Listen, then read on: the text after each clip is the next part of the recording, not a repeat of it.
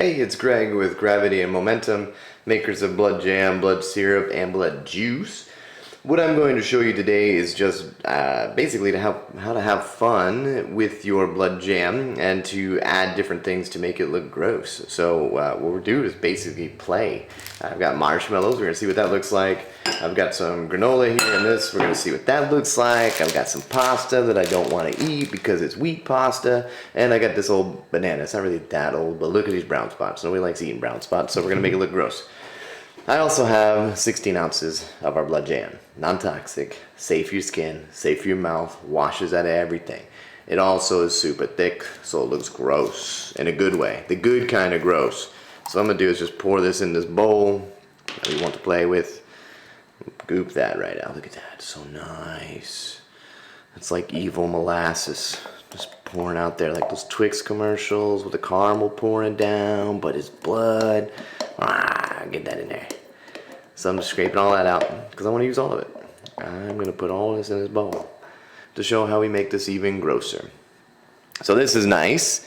We got a nice bowl of blood here. Look at it drip off there. Looks all nice and goopy.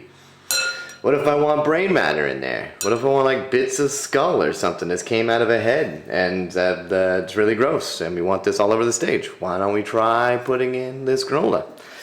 The fun part about these effects is you get to try out a whole bunch of things, right? It's brain matter. It's, hopefully we don't see that a lot, right? Unless that's your job.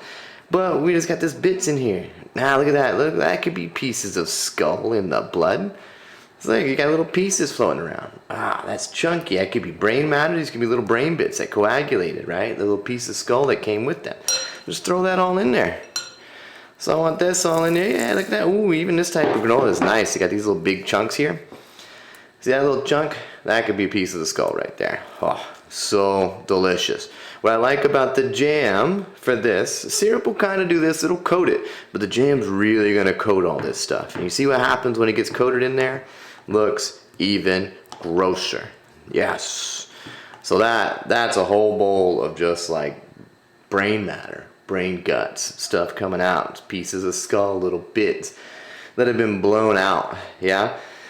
It's gross stuff to think about, but that's part of your job if you're designing this thing. You want to gross the audience out a little bit, little tiny pieces. They don't know what that is. They're not going to see what this is. They're going to see that dripping. Unless they really like that granola, they're not going to know this is a particular type of granola. They're going to see it and they're going to hopefully be grossed out, and hopefully that grossness progresses your story. So what about the pasta? Well, this is wheat pasta, and some people like wheat pasta. My wife keeps trying to get me to eat wheat pasta. I don't want to eat wheat pasta. I want to make my wheat pasta part of a blood thing. Now, if you cook your wheat pasta, then it's going to have like that bendy quality to it. And the whole idea of this is that it's veiny. We want little veins popping out. So when this gets coated, so if you peel it back and you put this in your blood, then you got little tiny kind of veins that are poking through this pool. So maybe I put a bunch in, right? So I can pull these out and have little bone fragments maybe, vein fragments especially if they get nice and bendy. So if you cook your pasta first, right? So this is just veins. Now you got this nice little set. The veins are tiny hand bones, right? Tiny digit bones that you want maybe. And then they still crack and crackle. Yeah, you can hear that crunch. That's gross. And that's what we want. We're going for maximum grossness. Maximum grossness in our effect. So we got little bits of bones in here. We got little bits of veins in here gooping around. That's what's adding it. I don't know. You might want to put all these together at once. That might be your thing. That might be the effect. You might want to do them separate. I'm just throwing them in here, having a little fun, showing how you can spice up your blood if you need to. Alright, so that's veins. Alright, a little vein in there. Look at that. So you can see that. If that comes up off an arm and comes up and it's got blood on it, yeah. You can see that being like a little tiny vein in there. Yeah, that comes up off the body. I like that. The banana is more of a, oh, there you go. Get in there, spoon. Yeah, get in there so I can make a mess everywhere. Thanks, spoon. So this banana, I love bananas. I'll peel that banana open. Look at that, no brown spots. I lied. I'm eating half of this. So I'm going to take half the banana. That's for me. The other half of the banana, I'm going to cut up. And let's say this is like a bigger bone piece. You know, maybe it's like a chunk of bone. I don't know. I'm throwing it in there and experimenting because that's what I want you to do. I want you to throw in different things that are cheap to see what could that look like, right? Man, it almost kind of looks like a bloody thumb from this distance, right? But it could just be a chunk of bone. It could be a bloody eyeball. Yeah, if you look at it in certain ways, it could be a bigger chunk of brain. The idea is the context. That's what makes all this sell. It's the context of when you're putting it in. The audience is going to be on board with you if you believe it, if you buy it. So I think if I cut that little piece down, yeah, that could be like a bigger chunk of the arm bone that got cut off or spliced off, right? Or, you know, part of the eyeball. Like, that's the one I'm eating. There's a bigger one. There's a bigger one. Oh yeah, that's like a bigger chunk of bone. So, good that. And you just got to coat it with the blood. Now you get little bone fragments, right? Just coat this in there. Still edible. Now you got like a full meal.